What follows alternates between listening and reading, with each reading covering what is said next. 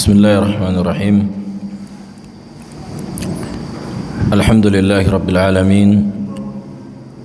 Wassalatu wassalamu ala Rasulillah wa ala alihi wa sahbihi wa man tabi'ahum bi ihsanin ila yaumiddin. Ba'd. Fa insyaallah nuwasil kitab Al-Bayan Al-Awhad fi Tauhidillahil Ahad. Kita lanjutkan pembacaan kitab Al-Bayan Al-Awhad fi Tauhidillahi Al-Ahad. Di pertemuan sebelumnya kita membahas tentang masdar at-talaqqi 'inda mukhalifi ahli sunnah. Pertemuan yang kemarin kita membahas tentang rujukan orang-orang yang menyelisihi ahlu sunnah dalam perkara akidah.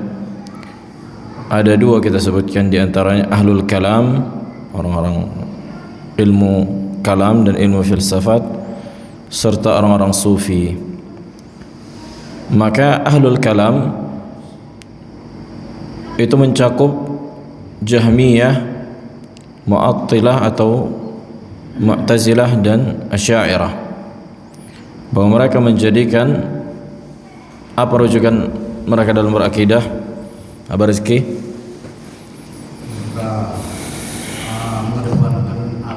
Naam, ahsant. Bahwa mereka menjadikan akal sebagai tumpuan utama dalam beragama, berakidah dan berkeyakinan, khususnya dalam perkara tauhid. Kemudian orang-orang sufi kita sebutkan juga. Abu Raihan, apa rujukan orang sufi dalam perkara tauhid atau perkara akidah dan tauhid? Naam, al-kashf wasyuhud. Kemudian apa makna al-kashf wasyuhud? Apa maknanya? Sampai jelas baginya hakikat dari sebuah perkara yang dimana dia seolah-olah melihat dengan mata kepalanya langsung. Naam, maksudnya apa? Mengetahui perkara yang gaib. Aywa, mengetahui perkara yang gaib, bahwa manusia bisa mengetahui perkara yang gaib. Itulah yang dikatakan al-kashf wasyuhud. Apa makna syuhud? Apa makna syuhud? Ini saling berkaitan sebenarnya. Al-kashf artinya tersingkap perkara gaib itu. Wasyuhud, apa makna syuhud?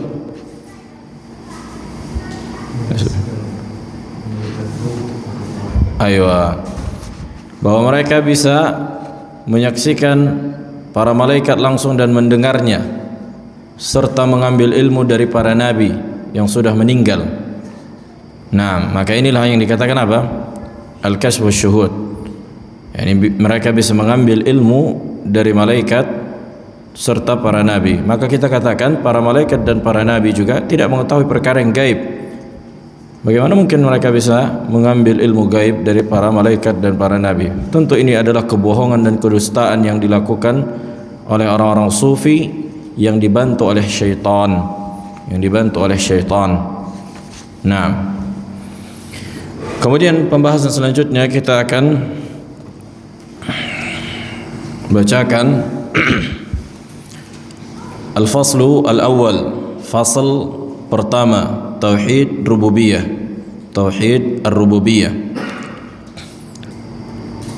Sebelum membahas tauhid rububiyah, hendaknya kita melakukan perkenalan dengan tauhid rububiyah, yakni ta'rif, memberikan definisi dan penjelasan tentang tauhid rububiyah, baik dari sisi bahasa dan dari sisi istilah atau syariat. Taib, al-mabhas al-awwal at-ta'rif bi tauhid ar-rububiyah, halaman 38 di kitab ini. Walaupun sebagian kitab mungkin ada yang berbeda halamannya. Qala al-muallif ghafarallahu lahu wa liwalidayhi wa li sa'iril muslimin. Ar-rabbu lughatan, adapun ar-rabb kan itu rububiyah itu diambil dari kata rabbun. Naam. Maka Ibnu Faris rahimahullah menyebutkan maknanya ar-ra wal ba yadullu ala usulin. Huruf ra dan huruf ba itu menunjukkan pada beberapa asal. Yang pertama, di antara makna rabbun islahu syai' wal qiyam alaih, memperbaiki sesuatu dan mengurusnya. Memperbaiki sesuatu dan mengurusnya. Ini yang pertama. Makna rabb. Qala far-rabbu al-malik wal khaliq was sahib. Maka Rabb itu dialah yang menguasai serta menciptakan dan yang memiliki. Makanya ini diantara sifat sembahan, atau bisa dikatakan sifat ketuhanan, kan gitu, bahwa yang disembah itu menguasai langit dan bumi dan seluruh isinya. Kemudian yang kedua, di antara makna Rabb yang kedua, luzumus syai' wal iqamatu alaih. Artinya dialah yang senantiasa membersamai sesuatu. Ini secara bahasa tentunya. Sebagaimana orang Arab mengatakan arbatis sahabah bihadhil baldah. Arbat as-sahabah bihadhil baldah, artinya awan itu senantiasa menaungi wilayah ini. Idza damat, apabila dia senantiasa berada di atasnya, kan gitu. Ini yang kedua, membersamai sesuatu dan berada padanya, gitu. Bukan berarti nanti akan, ini secara bahasa tentunya akan kita bahas nanti secara istilah. Kemudian makna yang ketiga secara bahasa, dhammu syai' li syai'. Dhammu syai' li syai', memasukkan sesuatu pada sesuatu yang lain, atau terikatnya sesuatu dengan sesuatu yang lain. Terikatnya sesuatu dengan sesuatu yang lain. Yuqalu lil khirqah allati yuj'al fiha al-qaddah rababatan. Maka lubang-lubang yang dijahit, yang diikat pada sebuah rababah. Rababah itu kayak apa? Rebana, alat musik, kan gitu. Jadi ujung-ujungnya itu kan diikat supaya lengket sama apanya? Sama kayunya gitu. Maka keterkaitan itu dikatakan rababah, diambil dari kata Rabb, kan itu, ar-ra wal ba. Nah, ini secara bahasa. Nah, adapun at-tauhid secara bahasa, harusnya tauhid dulu secara bahasa, kemudian baru ar-Rabb, kan itu. Cuma enggak apa-apa. Adapun tauhid secara bahasa itu masdar dari wahhada yuwahhidu tauhidan, ai ja'lu syai' wahidan mutafarridan, menjadikan sesuatu itu esa. Menjadikan sesuatu itu esa. Ini secara bahasa makna tauhid. Dan tauhid juga dikatakan dalam bahasa ai ifrad. Afrada yufridu ifradan, kan gitu. Maknanya sama gitu. Wahhada yuwahhidu maknanya afrada yufridu. Kemudian tauhid ar-rububiyah. Nah, ini kan ketika digabungkan maka memiliki makna yang khusus. Adapun tauhid ar-rububiyah secara syariat maknanya ifradullahi bima yakhtassu bihi min af'alihi kal khalqi wal mulki wa tadbiri wa nafyuha an kulli ma siwah. Maka makna tauhid rububiyah secara syariat adalah mengesahkan Allah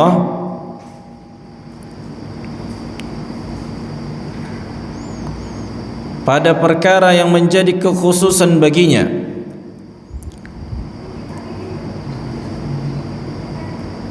pada perkara yang menjadi kekhususan baginya dari perbuatannya,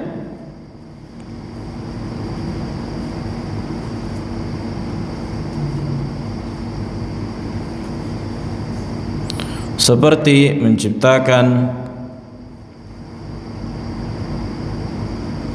menguasai, dan mengatur, dan menafikan dari selainnya, maksudnya menafikan dari selain Allah. Maka inilah hakikat dari tauhid rububiyah, mengesahkan Allah pada perkara yang menjadi kekhususan baginya dari perbuatannya, seperti apa? Menciptakan, menguasai, dan mengatur.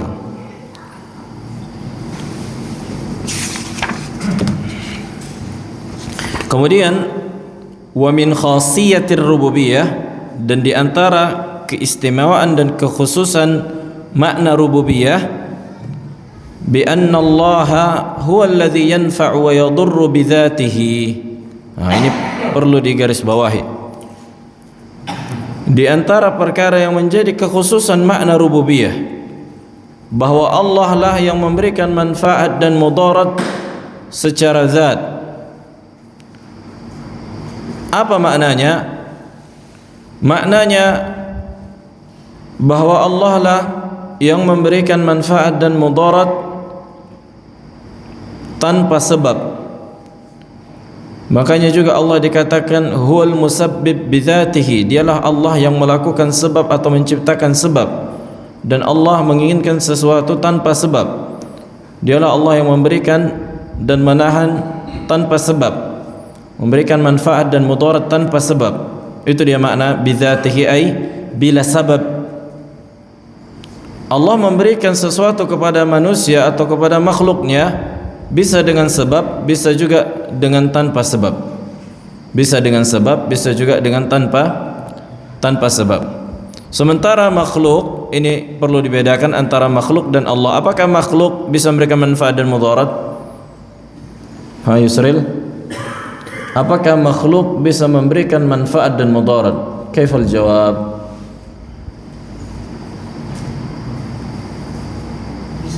Bisa?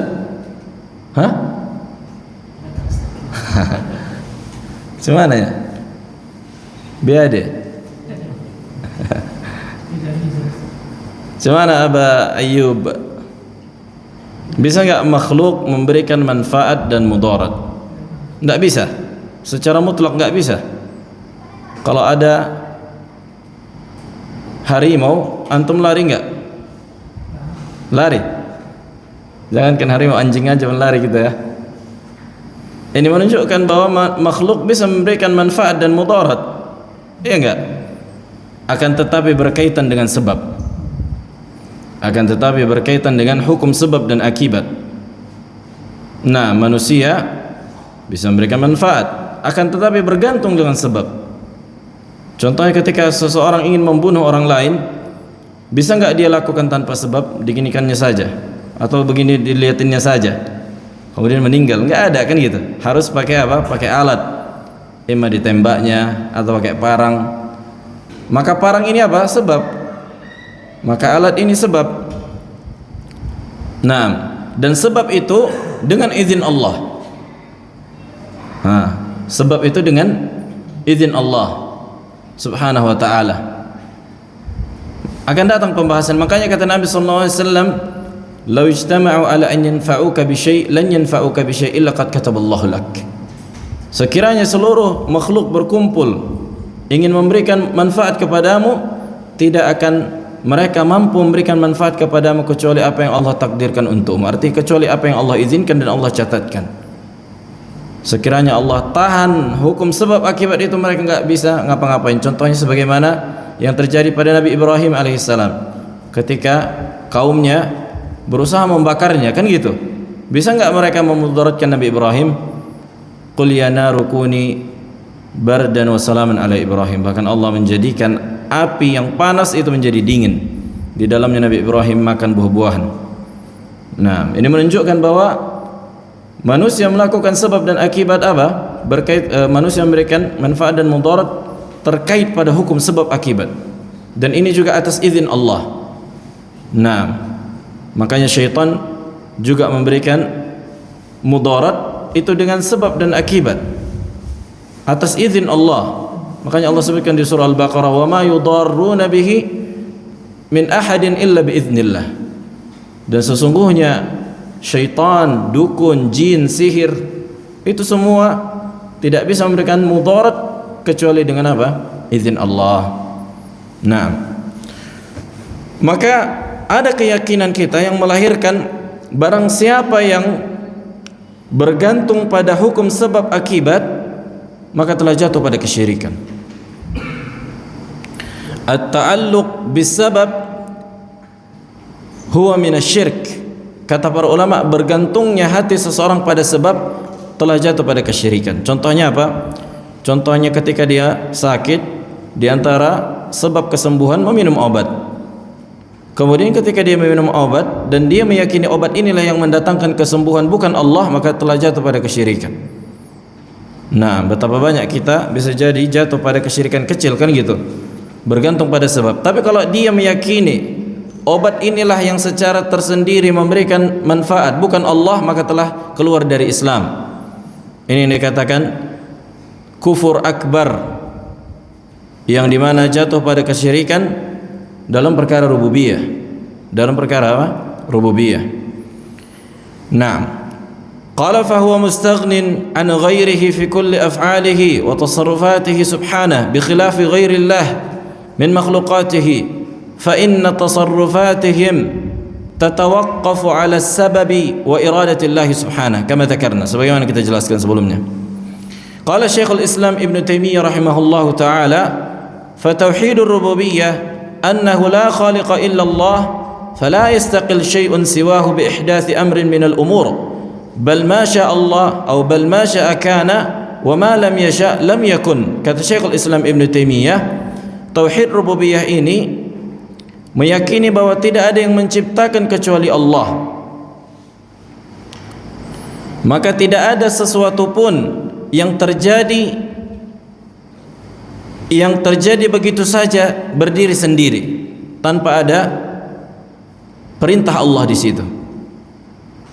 Maka apa saja yang Allah kehendaki akan terjadi, dan apa saja yang tidak Allah kehendaki tidak akan pernah terjadi. Makanya tauhid rububiyah ini bukan hanya meyakini bahwa Allah menghidupkan, mematikan, akan tetapi menghadirkan keyakinan kita dan amalan. Kan gitu. Ketika kita yakini Allah lah yang menghidupkan, mematikan, memberikan kesembuhan, kita enggak akan pergi ke dukun. Nah, menjaga seseorang dari apa? Dari jatuhnya pada kesyirikan pada sebuah amalan. Bukan hanya sebatas meyakini udah Allah yang menghidupkan, mematikan, terus apa? Terus meminta lagi ke kuburan, meminta lagi ke dukun. Berarti dia belum merealisasikan hakikat dari iman kepada atau terhadap rububiyah Allah Subhanahu wa taala.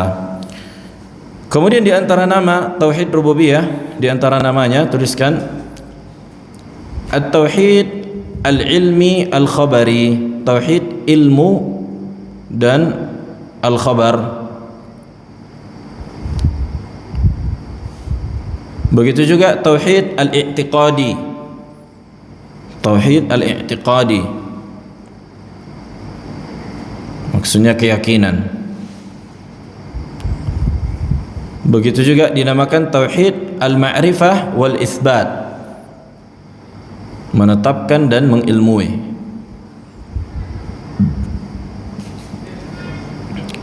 Tapi yang dituntut oleh syariat bukan hanya sebatas mengilmui kan gitu, akan tetapi mengamalkan. Akan tetapi apa? Pengamalan. Ini yang dituntut oleh syariat.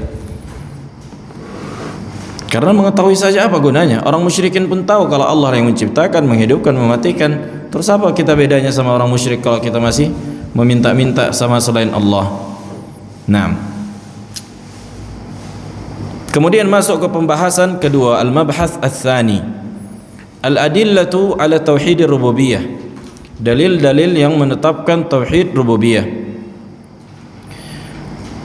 Qala al-muallif ghafarallahu lahu wa liwalidayhi ولسائر المسلمين. لقد تنوعت الأدلة على إثبات توحيد الربوبية، وأما أفرادها فلا تكاد أن تحصى لكثرتها ووضوحها، ولكن لما اندرس علم الرسالة وفسدت فطر كثير من الناس وعقولهم بسبب كثرة الشبهات التي تموج بها كأمواج البحر مع دخول علم الفلسفة وتطورها، حتى صار كثير ممن ينتسب إلى الإسلام أجهل من أبي جهل وأبي لهب عن معنى الربوبية، فالله المستعان. Berkata penulis di sini, adapun dalil-dalil yang menetapkan tauhid rububiyah itu ada bermacam-macam. Adapun secara rinciannya itu hampir tidak terhingga saking banyak dan jelasnya di dalam Al-Quran dan Sunnah. Akan tetapi ketika ilmu manusia tentang Sunnah Nabi, tentang akidah, tentang Islam menurun, merosot, dan rusaknya fitrah kebanyakan manusia dan akal mereka disebabkan syubhat yang muncul seperti ombak, dan munculnya ilmu filsafat dan berkembangnya ia sehingga dimasukkan ke dalam tubuh umat Islam, kan gitu, sampai sebagian manusia yang menyandarkan dirinya kepada Islam lebih bodoh dibandingkan Abu Jahal dan Abu Lahab terhadap makna rububiyah. Bayangkan ada umat Islam atau sebagian umat Islam lebih bodoh dibandingkan Abu Jahal dan Abu Lahab tentang makna rububiyah. Kenapa?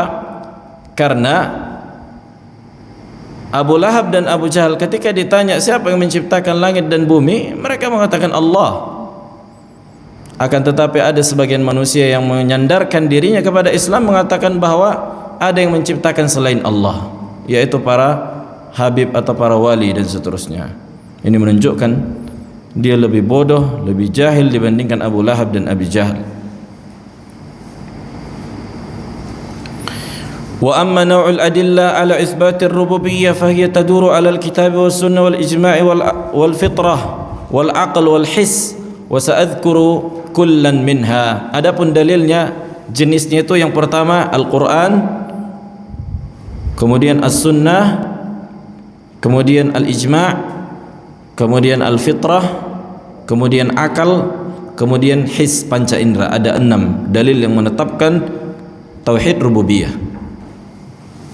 Bayangkan ada 6 jenis dalil, jenisnya, bukan afradnya, bukan perinciannya. Akan datang perinciannya, kita sebutkan beberapa. Karena sebagaimana kita sebutkan di dalam Al-Quran ada banyak tidak terhingga, kan gitu. Maksudnya enggak siap nanti kajian kita kalau kita sebutkan semua. Maka di antaranya di dalam Al-Quran Allah menyebutkan di surah Ibrahim ayat 10. Tuliskan surah Ibrahim ayat 10.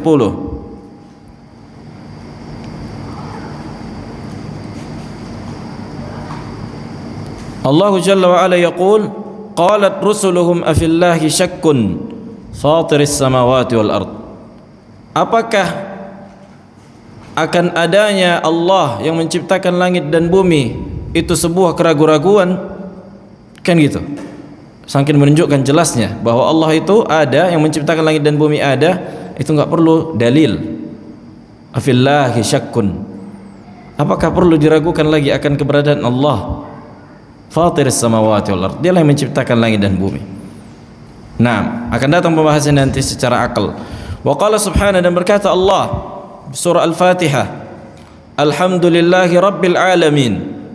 Alhamdulillah, segala puji bagi Allah rabbil alamin, yang menguasai langit dan bumi. Makanya setiap ayat dan hadis yang mengucapkan kalimat Rabb, maka maknanya ar-rububiyah. Nah, walaupun sebagian makna rububiyah adalah yang diinginkan adalah uluhiyah, kan gitu. Ketika malaikat bertanya kepada seorang di dalam kuburnya, man rabbuk, siapa Rabbmu, bukan maknanya siapa yang menciptakanmu, tapi apa yang kau sembah ketika di dunia. Jelas. Nah, kadang-kadang makna rububiyah itu apa? Rabb itu maknanya uluhiyah juga, makanya saling berkesinambungan. Makanya ketika malaikat bertanya, man rabbuk, kepada orang di dalam kuburnya, siapa Rabbmu? Apakah artinya siapa yang menciptakanmu, siapa yang menguasaimu? Enggak, tapi siapa yang engkau sembah. Aiman ma'budak, man ilahak, siapa ilahmu, siapa sembahanmu. Naam. Wa qala ta'ala, dan Allah menyebutkan di surah Al-A'raf ayat 54. Ini ayatnya panjang. Inna rabbakumullahu alladhi khalaqas samawati wal arda fi 6 ayyamin thumma istawa 'alal 'arsy yughshi al-laila an-nahara yatlubuhu hasithan wash-shamsa wal-qamara wan-nujuma musakhkharatin bi amrihi ala lahul khalqu wal amr tabarakallahu rabbul alamin. Kata Allah, sesungguhnya Rabb kalianlah yang menciptakan langit dan bumi dalam 6 masa, kemudian Allah istiwa meninggi di atas arsy, dan dialah Allah yang mengganti langit dan malam, artinya memutarbalikkan langit dan malam, kan gitu. Begitu juga wasyamsu wal qamar,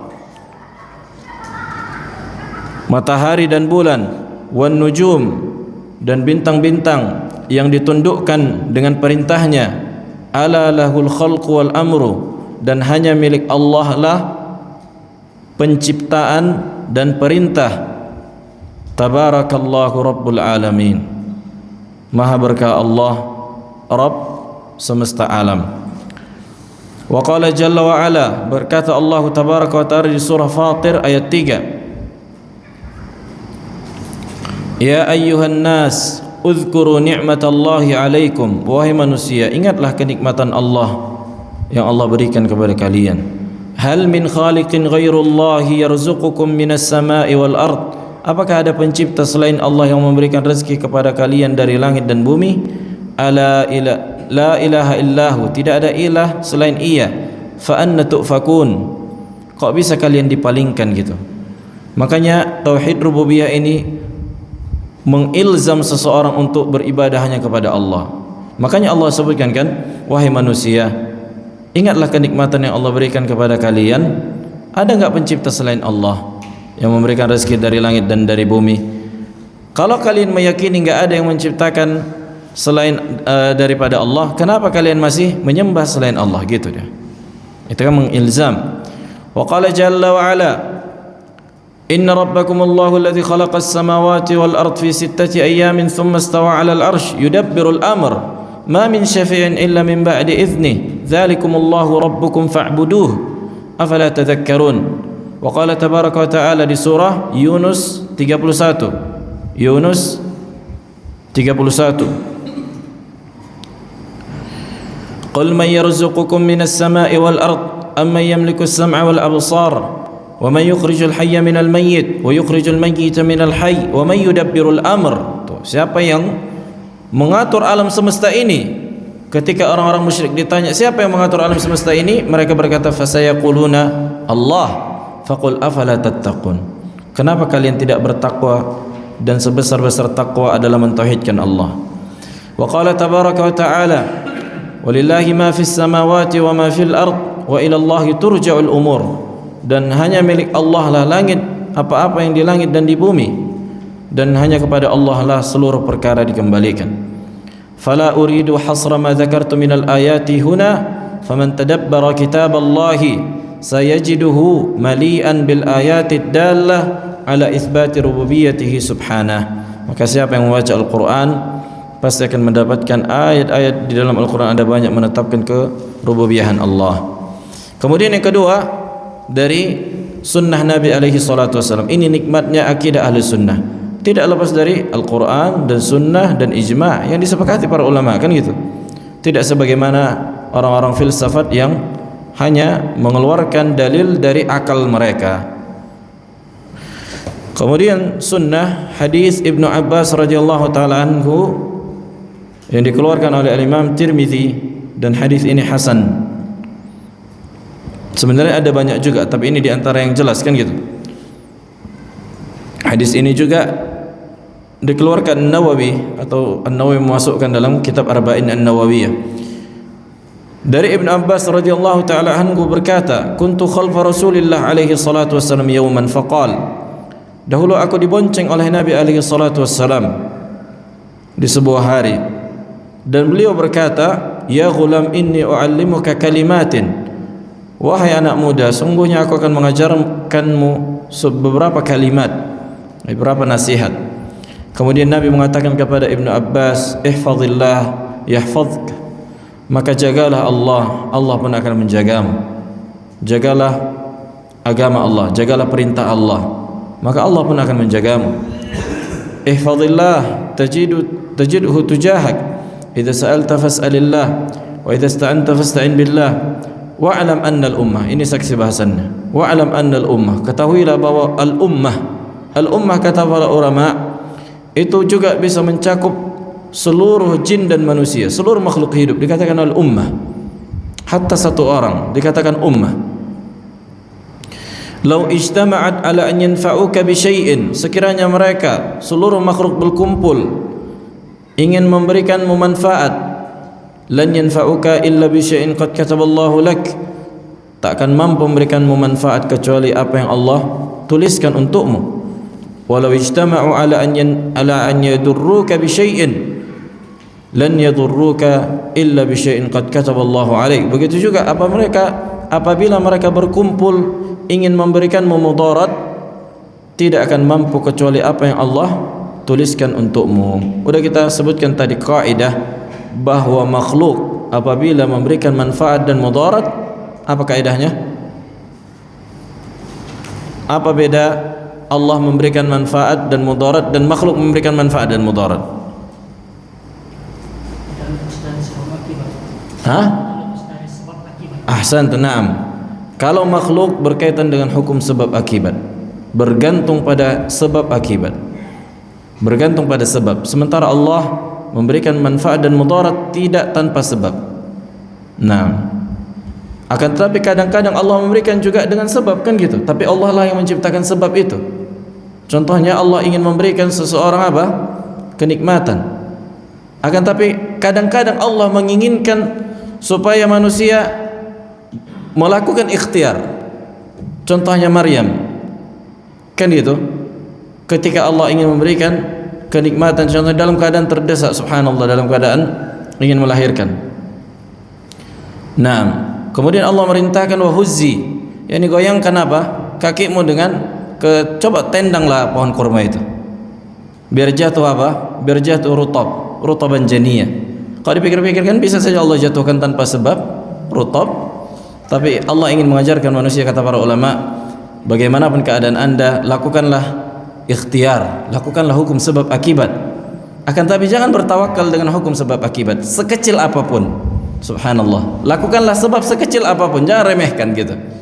Kalau dipikir-pikir cemana kan bisa rupanya perempuan yang mau melahirkan menendang pohon kurma jatuh.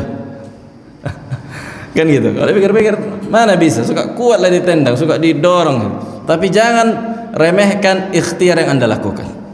Itu maksudnya. Sekecil apapun lakukanlah sebab akibat dan bertawakal kepada Allah Subhanahu wa taala.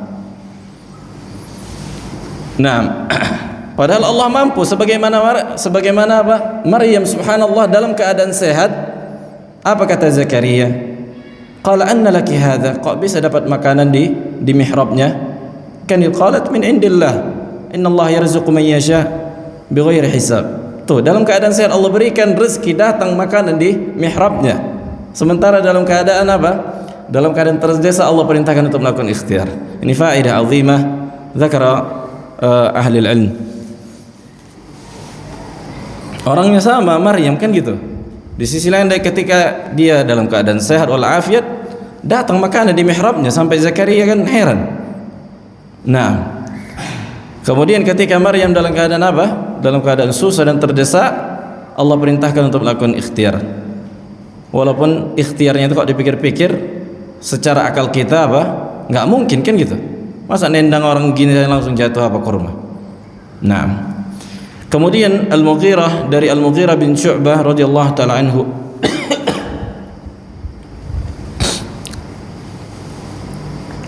Inna Nabiy Allah alaihi salatu wassalam kana yaqul fi duburi kulli salatin.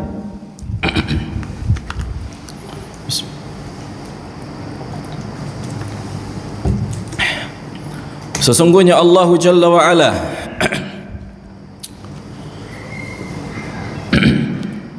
inna Nabi Allah, sesungguhnya Nabi Allah itu mengucapkan sebuah kalimat di akhir salatnya. Makanya kata para ulama, apabila zikir sifatnya zikir, ketika disebutkan dalam hadis fi kulli duburi shalah, artinya di setiap akhir dubur shalah itu akhir salat, maka maknanya setelah salam kalau sifatnya zikir. Tapi kalau doa fi kulli duburi shalah maknanya di dalam salat, imma setelah apa? Tasyahud, kan itu. Naam, setelah tasyahud kemudian salawat baru doa, kan disebutkan dalam hadis, atau dalam sujud. Naam, maka ini faedah muhimmah, kan gitu. Kalau sifatnya zikir maka dia setelah apa? Setelah salam. Bahwa Nabi SAW senantiasa berzikir setelah salat, kulli salatin la ilaha illallah wahdahu la syarikalah, lahul mulku wa lahul hamdu wa huwa ala kulli syai'in qadir, Allahumma la mani' lima a'tayt wa la mu'ti lima mana'at wa la yanfa'u dzal jadd minka al jadd. Naam. Saksi bahasannya di sini, ya Allah, tidak ada yang bisa menahan apabila Engkau memberi, dan tidak ada yang bisa memberi apabila Engkau tahan. Tuh, tidak akan bermanfaat siapapun yang memiliki kekuatan dari kekuatan. Artinya kekuatan makhluk itu bergantung pada kekuatan. Maka inilah makna rububiyah, kan gitu, bahwa makhluk itu memberikan manfaat dan mudarat berkaitan dengan hukum sebab dan akibat. Nah, maka sisi pendalilannya, kata penulis di sini, fawajhud dilalah min al haditsaini wadih, jelas annal mulk lillahi wahdah, bahwa segala sesuatu al-mulk ini artinya kadang-kadang bisa sifat dan bisa dikatakan al-mamluk. Mamluk itu yang dimiliki, bisa masdar dari fi'il, bisa maf'ulun bih. Ini faedah, sama seperti al-khalq. Al-khalq itu dalam bahasa Arab bisa perbuatan menciptakan, bisa juga yang diciptakan, bisa juga maknanya makhluk. Nah, karena dalam bahasa Arab masdar itu qad yutlaqu ala al-fi'il, masdar min fi'il, wa qad yutlaqu ala al-maf'ul. Ini dari sisi bahasa, itu pentingnya memahami dari sisi maknanya, kan gitu. Kemudian beliau menuliskan atau beliau menyebutkan, wa anna an-naf' wad-dur alladhi sadara min ghairillah mutawaqqifun ala iradatillahi wa masyiatih, bahwa manfaat dan mudarat yang dilakukan seorang selain Allah, kan gitu, itu bergantung pada kehendak Allah. Ay la yanfa' wa la yadur bi dzatihi illa Allah subhanahu wa ta'ala. Ini sudah kita bahas di pembahasan sebelumnya. Kemudian yang ketiga, al-ijma'. Qala al-muallif ghafarallahu lah, laqad ittafaqu al-muslimun min kulli umamil anbiya anna Allah wahdahu ar-rabb al-khaliq ar-raziq al-mudabbir al-malik. Kaum muslimin sepakat dari seluruh umat para nabi bahwa Allah itu Maha Esa, bahwa Dialah Allah yang Maha Esa pada penciptaan, memberikan rezeki, yang mengatur dan menguasai. Sebagaimana yang dikatakan Ibnu Hazm rahimahullah, ittafaqu anna Allah azza wa jalla wahdah la syarika lahu khaliqu kulli syai' ghairi, wa annahu ta'ala lam yazal wahdah wa la syai' ghairuhu ma'ah, thumma khalaqal asya'a kullaha kama syaa, wa anna an-nafsa makhluqatun wal 'arsya makhluqun wal 'alamu kulluhu makhluqun. Kata beliau, sepakat kaum muslimin seluruhnya, seluruh manusia. Maksudnya manusia di sini yang beragama Islam tentunya, walaupun ada sebagian orang kafir yang menolak akan adanya pencipta. Akan datang pembahasannya masalah al-ilhad, penyimpangan atau ateisme, bahwa tidak ada sekutu bagi Allah, bahwa Allah lah yang menciptakan segala sesuatu, bahwa Allah lah senantiasa yang bersendiri.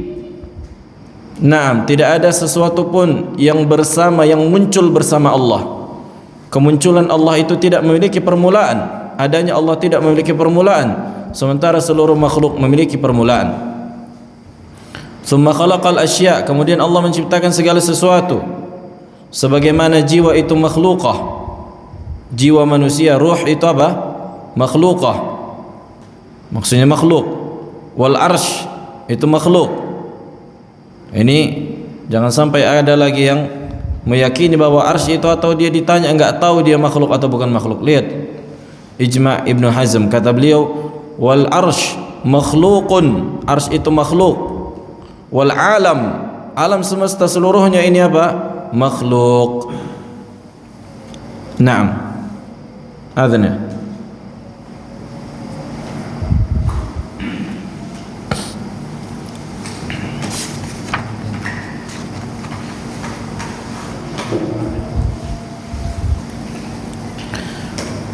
طيب قال المؤلف غفر الله له رابعا الفطرة. Dalil yang keempat adalah al-fitrah. Al-muradu bidalalati al-fitrah ala wujudillah, maksud dari fitrah itu juga menetapkan akan adanya Allah. Hiya anna kulla insanin khuliqa ala al-iqrar bi anna lahu khaliqan khalaqahu, menunjukkan bahwa semua makhluk, semua manusia diciptakan dalam keadaan menetapkan bahwa dia memiliki pencipta yang menciptakannya. Berkata Ar-Raghib Al-Asbahani atau Al-Asfahani, bisa dengan ba, bisa dengan fa, bisa dengan huruf fa, bisa dengan huruf ba. Wa hiya ma'rifatu kulli ahadin annahu maf'ulun wa anna lahu fa'ilan fa'alahu wa naqalahu fil ahwali al-mukhtalifah. Apa maksud dari fitrah juga menetapkan rububiyah Allah? Artinya setiap seseorang itu mengetahui bahwa dia adalah yang diciptakan, bahwa ada yang menciptakannya dan mengubah keadaannya bermacam-macam, kan gitu, dari embrio kemudian jadi nutfah, mudghah, nutfah ila akhiri sampai menjadi tua, kan gitu. Maka manusia apa? Manusia berpindah-pindah keadaannya, maka Allah lah yang mengatur itu semua. Wa qala Syekhul Islam Ibn Taimiyah rahimahullah, berkata Syekhul Islam Ibn Taimiyah, minal ma'ruf inda salaf wal khalaf anna jami'al jinni wal ins mu'tarifuna bil khaliq muqirruna bihi ma'a anna jumhura al khalq la ya'rifuna an-nazar الذي يذكره هؤلاء، فعلم أن أصل الإقرار بالصانع والاعتراف به مستقر في قلوب جميع الإنس والجن، وأنه من لوازم خلقهم ضروري فيهم، وإن قدر أنه حصل بسبب كما أن اغتذائهم بالطعام أو كما أن اغتذاءهم بالطعام والشراب هو من لوازم خلقهم وذلك ضروري فيهم. Kata Syekhul Islam Ibn Taimiyah, intinya telah diketahui dari zaman dahulu sampai zaman sekarang bahwa seluruhnya jin dan manusia mengakui bahwa adanya pencipta, dan mereka tidak mengetahui an-nazar. Apa makna an-nazar? Bagi orang-orang filsafat, kalau mau beriman harus sebagian mereka mengatakan harus ragu-ragu dulu baru bisa beriman, atau sebagian lagi mengatakan ayo kita pelajari kaidah-kaidah filsafat dulu baru kita bisa beriman. Itulah yang dikatakan nazar.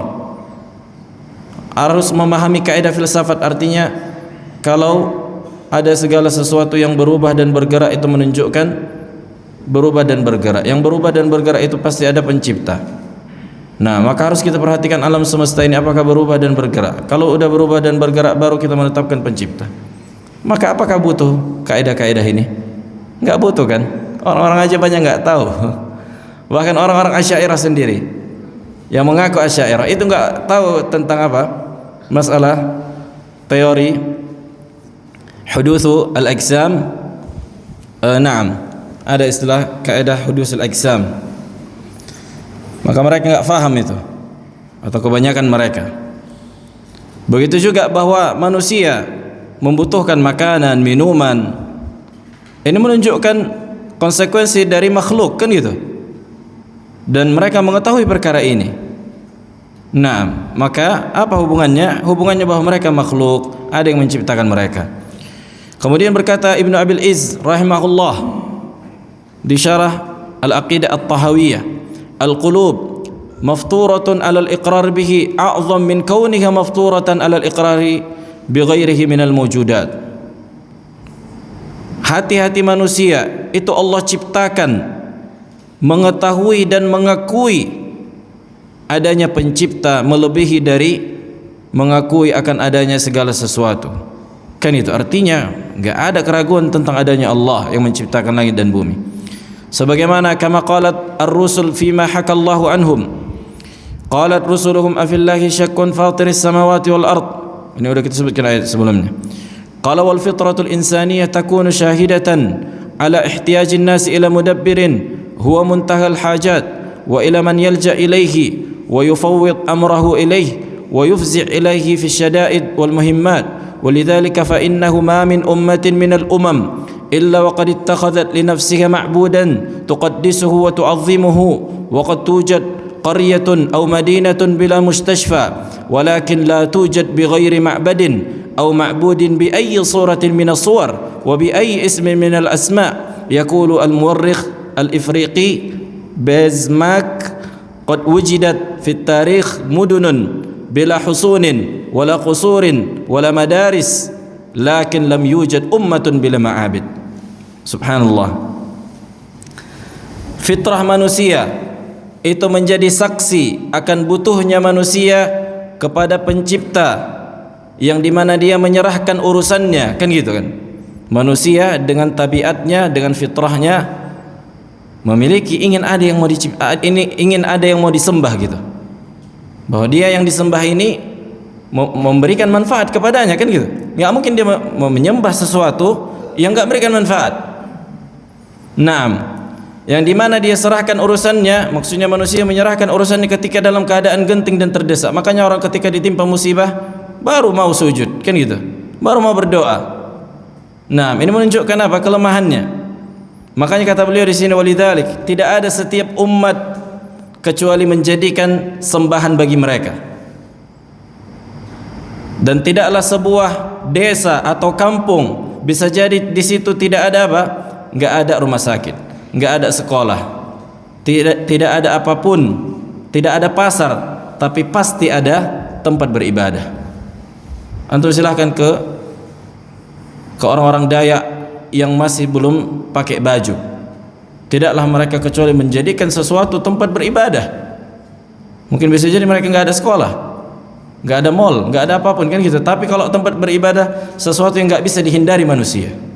Makanya orang-orang apa di pedalaman di orang-orang Afrika itu mereka ada ibadah mereka.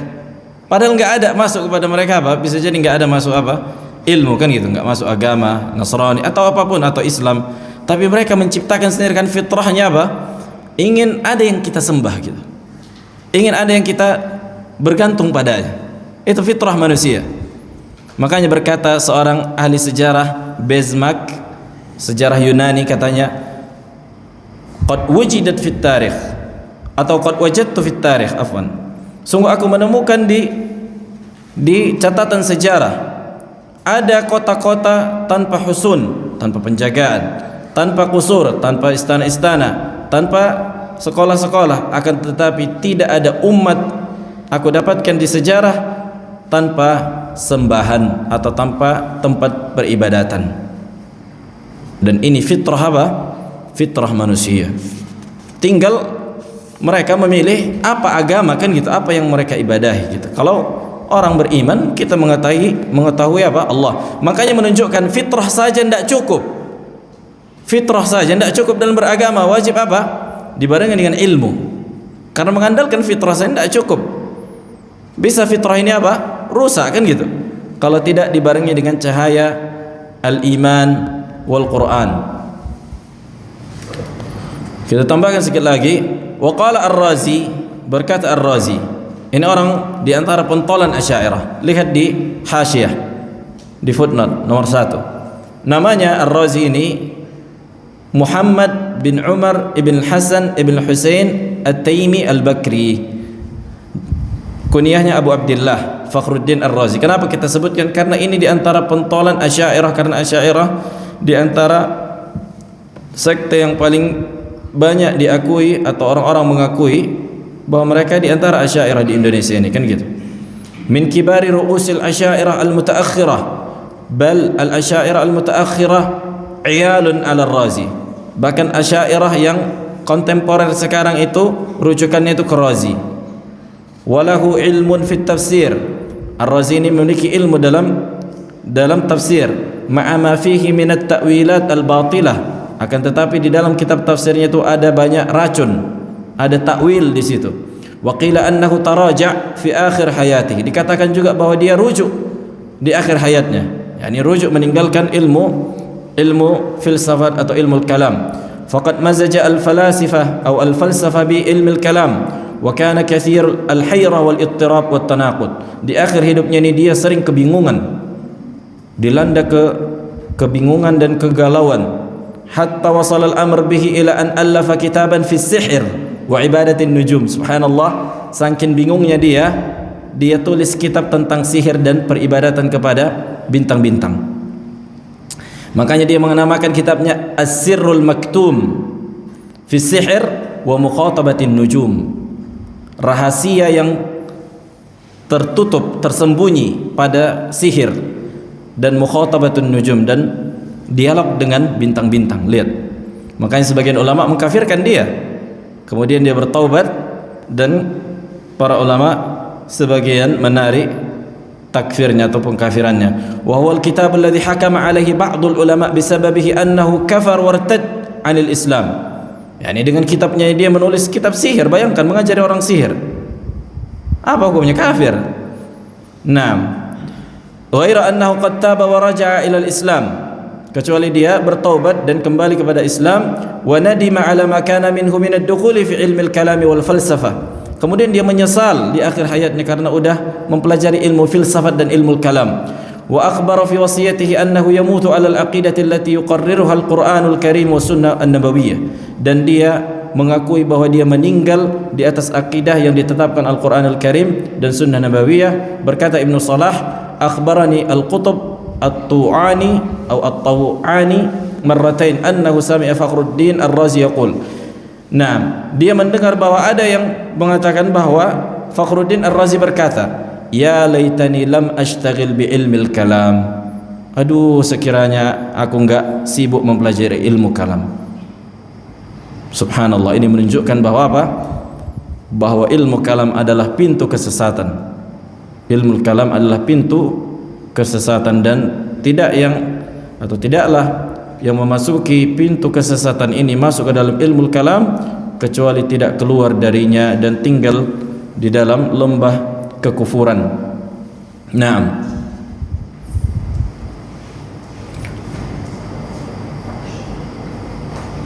Dan ini juga disebutkan oleh Ibnu Qayyim rahimahullah di As-Sawa'iq Al-Mursalah, sebagaimana yang kita sebutkan di footnote. Berkata Ar-Razi di tafsirnya atau di kitab, salah satu kitabnya, nama tafsir Ar-Razi Mafatihul Ghaib, katanya annal insan idza waqa'a fi mihnatin shadidatin wa balikiyatin qawiyyah la yabqa fi dhannihi raja'al المعاونة من أحد فكأنه بأصل خلقته ومقتضى جبلته يتضرع إلى من يخلصه منها ويخرجه عن علائقها وحبائلها وما ذاك إلا شهادة الفطرة بالافتقار إلى الصانع المدبر. Kata Ar-Razi apa? Tidaklah setiap manusia dalam keadaan genting, dalam keadaan terdesak, dalam keadaan ditimpa musibah, kecuali mengharapkan dari seseorang bantuan, kembali kepada asal penciptaannya, kan gitu. Dia menginginkan ada sesuatu yang bisa menghilangkan musibah yang menimpanya. Nah, maksudnya apa? Dan dia tahu bahwa manusia tidak bisa memberikan manfaat dan mudarat, kan gitu. Maka hatinya tertaut kepada sang pencipta. maka hatinya tertaut pada Sang Pencipta. Itulah keadaan kaum musyrikin yang apabila datang menimpa mereka ombak dan lautan.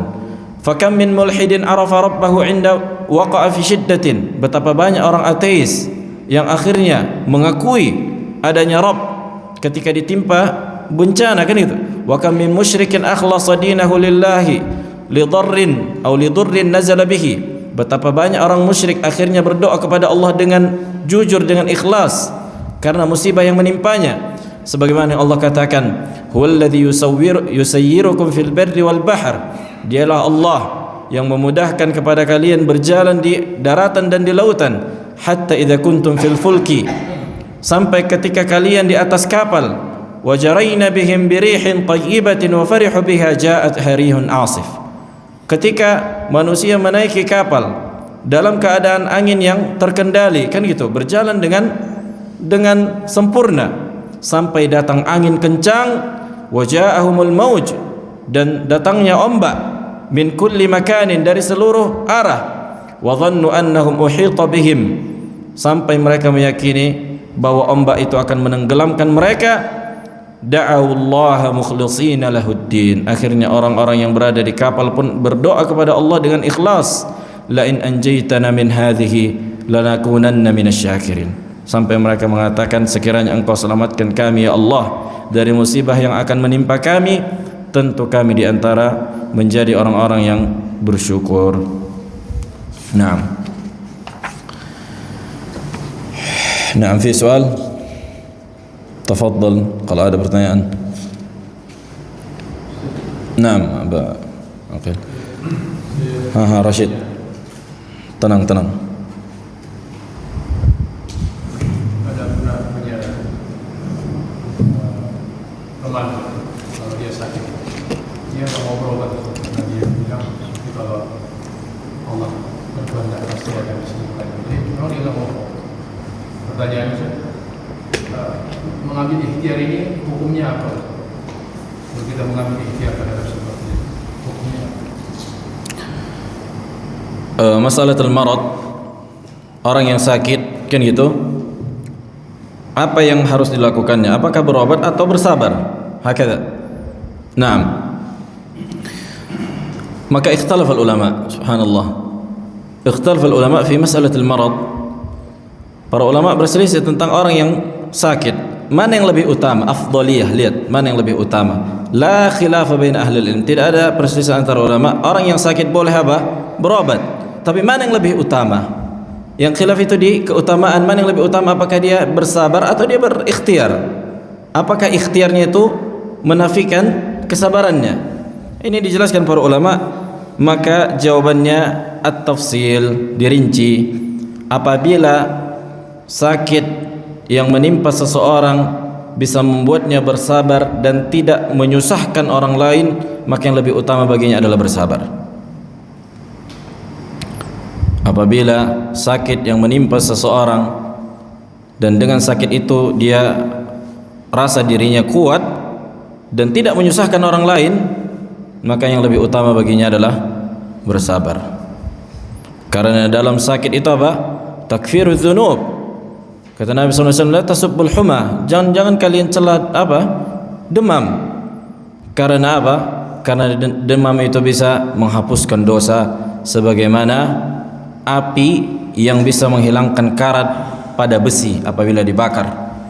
Bahkan sebagian salaf mengatakan ketika demam, marhaban bil huma, selamat datang wahai demam.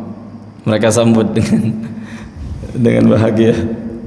Nah, sampai salah seorang salaf berdoa, sahabat kan gitu, berdoa meminta supaya mendapatkan sakit yang tidak memudaratkannya atau tidak menahannya dari jihad dan salat berjamaah. Akhirnya dia demam yang memang tidak demam yang khafif, mungkin demam yang sedikit yang tidak memudaratkan atau tidak mengganggunya dari beribadah kepada Allah seperti jihad dan salat berjamaah. Begitu juga enggak menyusahkan orang, kan gitu. Jangan karena aku bersabarlah, tapi orang susah, kasihan, mudarat. Maka ini enggak boleh, kan gitu. Jangankan orang susah, dia sendiri mengeluh, poning kepala orang mendengarnya. Maka yang lebih utama bagi dia adalah berikhtiar, mengambil sebab berobat. Nah, maka yang wajib bagi dia, bahkan bisa jadi wajib bagi dia berobat, kan gitu. Kalau dia menyusahkan orang, kalau dia sendiri pun nggak kuat. Nah, tapi kalau dia, itu dia rinciannya, dilihat penyakitnya dan keadaannya. Apabila penyakit yang kita anggap diri kita bisa sabar dan tidak memudaratkan orang lain, yang lebih utama adalah bersabar. Karena kata Nabi SAW, tadawi, kan gitu, berobatlah kalian. Fa innallaha, sesungguhnya Allah tidak menjadikan pada kesembuhan itu pada perkara yang haram. Nah, tadawi bi al-halal, berobatlah dengan perkara yang halal. Karena sesungguhnya Allah tidak menjadikan ma ja'alallahu syifa fil haram. Sesungguhnya Allah tidak menjadikan kesembuhan pada perkara yang haram. Ini juga bantahan kepada orang-orang yang berobat dengan perkara yang haram, kan gitu. Minum darah ular, minum apa namanya, makan tikus, kan gitu, mengobat asma. Katanya anak tikus itu apa istilahnya namanya, cicurut. Nah, itu dibondot, katanya dibondot. Banyak istilah-istilah orang kayak gitu kan. Ini perkara yang diharamkan. Maka sesungguhnya Allah tidak menjadikan kesembuhan pada perkara yang haram. Kalau sekiranya betul sembuh, gimana jawabannya? Maka ini diantara apa? Ujian, kan gitu. Diantara ujian, sebagaimana orang yang berdoa kepada apa? Kepada selain Allah kemudian diijabah, oleh kita bahas kemarin. Nah, udah kita bahas kemarin. Bisa jadi itu diantara istidraj bagi dia. Karena pertama itu haram Allah, dan itu bukan darurat, kan itu. Nggak bisa mengatakan seorang, oh ini darurat, makan babi saja boleh kalau apa, keadaan darurat, ini darurat. Maka tidak ada yang darurat dalam pengobatan. Masih ada yang lain, masih ada madu, masih ada ma' zam-zam, masih ada paracetamol kalau dia demam, ya kan. Masih ada obat-obatan yang halal gitu. Makanya harus faham bagaimana mengatakan darurat. Kalau antum misalnya di tengah hutan, jangankan dalam keadaan nggak sakit, dalam keadaan sehat pun, kalau nggak ada ular mau mati kita, boleh kita makan apa? Ular, kan gitu. Ini baru dalam keadaan darurat. Adapun ketika masih banyak dokter, masih banyak obat, kenapa nggak berobat pada perkara yang dihalalkan? Kita bahasan kita tauhid rububiyah. Nah, fadal. Dia tidak mau belajar, tetapi semua perbuatannya agak menentang. Hanya Allah yang tahu, katanya. Gimana itu? Apa pertanyaannya? Dia tidak mau belajar. Nggak mau belajar. Tapi perbuatannya menentang hukum-hukum. Hanya Allah yang tahu, katanya. Gimana itu? Itu kalimatul haq urida bihal batil. Sebagaimana dikatakan Ali tentang orang-orang Khawarij. Kalimat yang benar digunakan untuk tujuan yang batil, kan gitu kan. Dia menentang hukum Allah, kemudian ketika diajarkan, ketika dikasih tahu yang benar, dia mengatakan hanya Allah yang tahu. Apa maksudmu hanya Allah yang tahu? Hanya Allah yang tahu artinya engkau enggak menerima kebenaran, enggak mau menerima apa yang kita sampaikan, kan gitu. Kalau itu maksudnya, maka ini diantara kesombongan. Diantara kesombongan adalah batarul haq, menolak kebenaran, wa ghamtun nas, dan merendahkan manusia, kata Nabi SAW.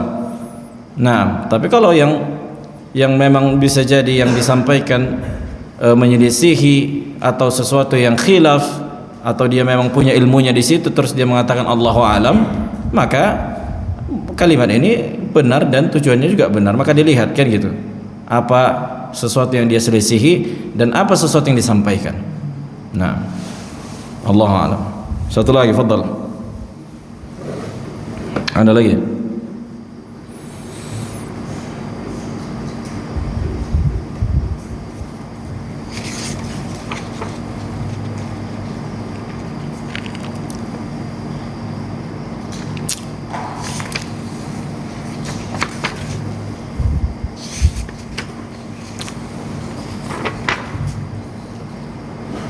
Nah, ada. Bang Harun. Macam mau bertanya, nak tengok. Jelas ya. Nak mau menjelaskan faedah. Fadhal.